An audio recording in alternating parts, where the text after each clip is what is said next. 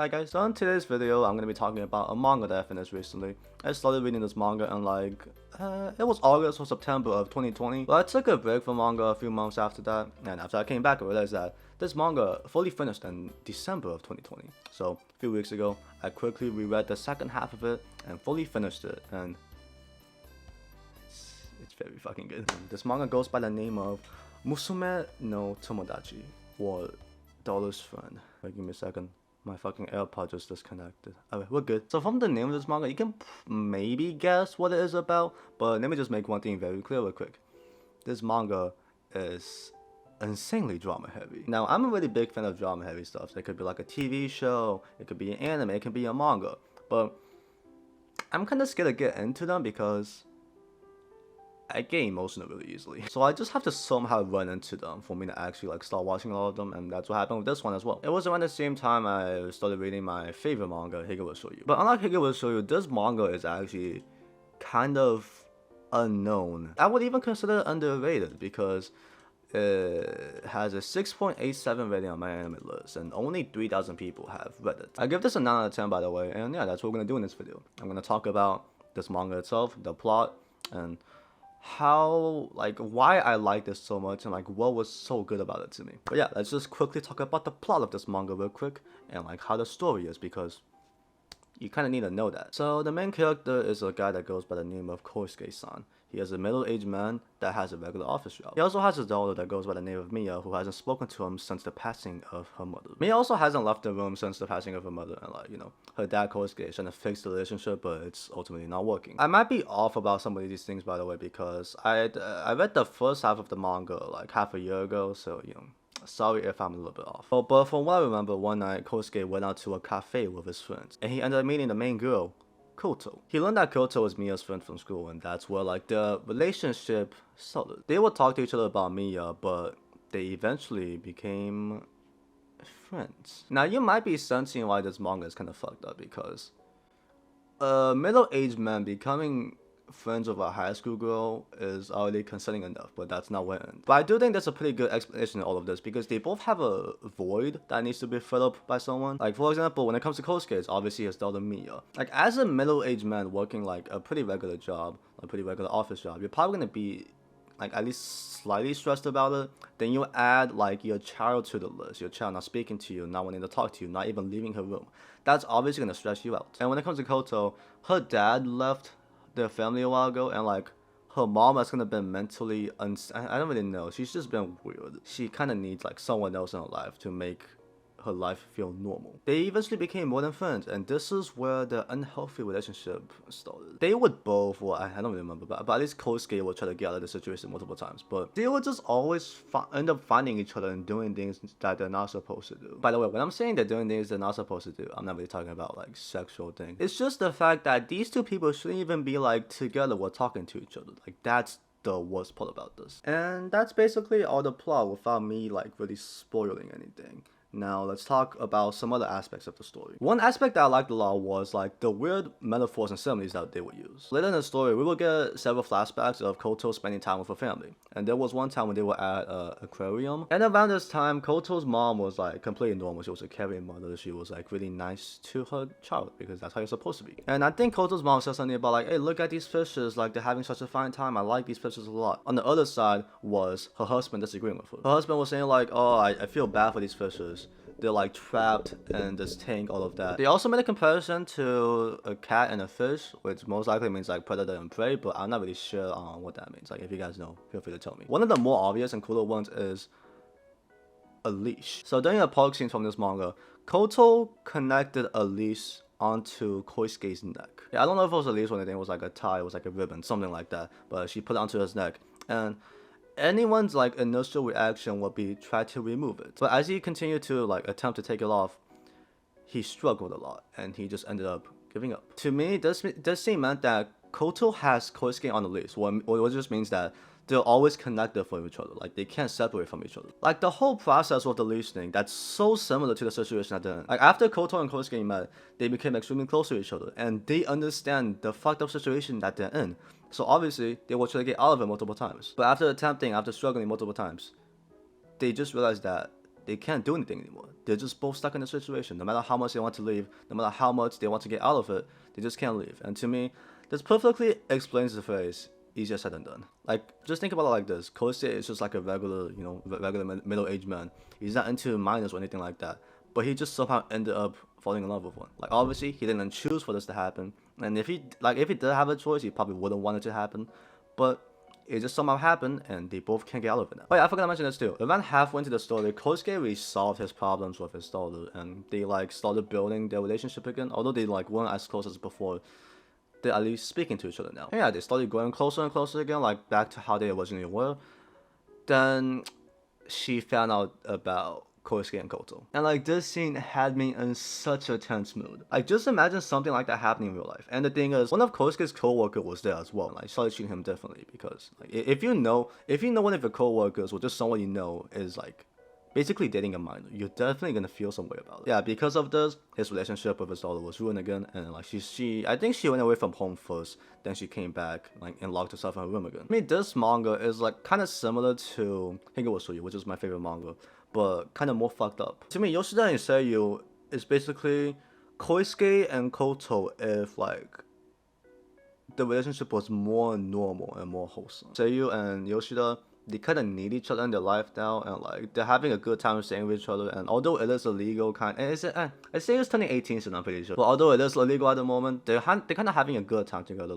They're just living together, having a great time. When it comes to Daughter's Friend, Kosuke and Koto, they like each other a lot, but they're both getting hurt in the process. So Daughter's Friend to me is if Higawasuya went with the fucked up route. What if Yoshida got arrested and Seiyu had no place to stay at and went back to how she was dealing with things? I forgot to talk about something else. This manga gets even more fucked up, by the way. So later in this manga, Kosuke finally decided to actually stop doing this whole thing with Koto. Then this is where the plot twist comes in.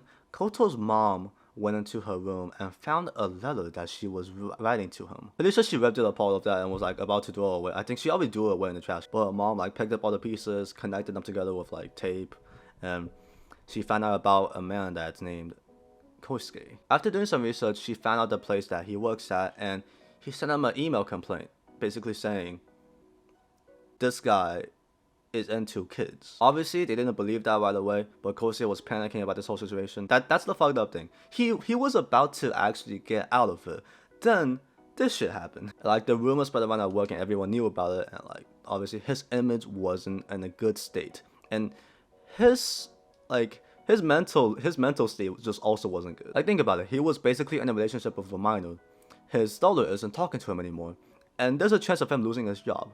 That's basically his whole fucking life right there. Koto's life was also kind of getting affected by it because after her mom found out about this, she basically tried to make her stay at home. So we're back to the park scene where the whole leash thing happened, and they ended up kissing. They kissed and they kissed and they continued kissing, and Koto's mom eventually popped up and saw this whole scene. The interesting thing is that Koto changes to a whole different person when her mom showed up, and her mom ordered her to come back to her side, and although she didn't want to, she still did it anyways. To me, this shows that Koto's mom is very controlling, and Koto's been dealing with it for a while now, to the point where she made a whole different persona just to make her mom satisfied. But yeah, so while she was calling the police, she basically yelled out hey, this guy is a pedophile, this guy should be arrested, and some random guy in the park held Kosuke still while the cops arrived. So Kosuke and Koto both got questioned by the cops, and obviously Kosuke is not in a good position right now, but he didn't receive any major punishment because Koto actually defended him. Koto basically said that the kiss was consent, they were both fine with kissing each other, but obviously she's still underage and he's a middle-aged man, so this is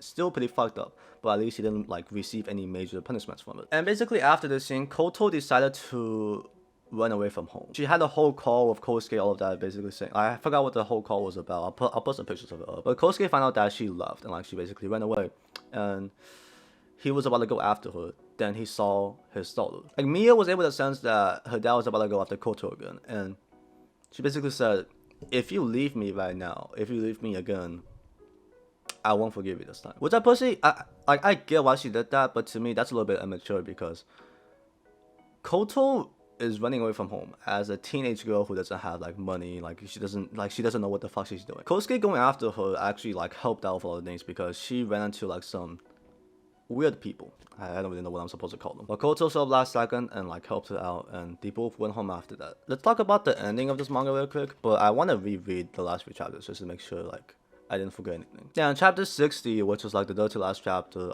that was after Koto returned home, and the talk she had with her mom was really deep to me. Like her mom was basically like, "Oh, where did you go? I was so scared for you. I was so worried." But Koto was basically like, "No, you're not worried about me. You're just worried about the fact that you might be alone just because I left." And obviously she started denying all of that, and she slapped Koto in front of a cop, which isn't a good thing. And Koto basically said, "I ran away from you. I was tired of playing the good girl."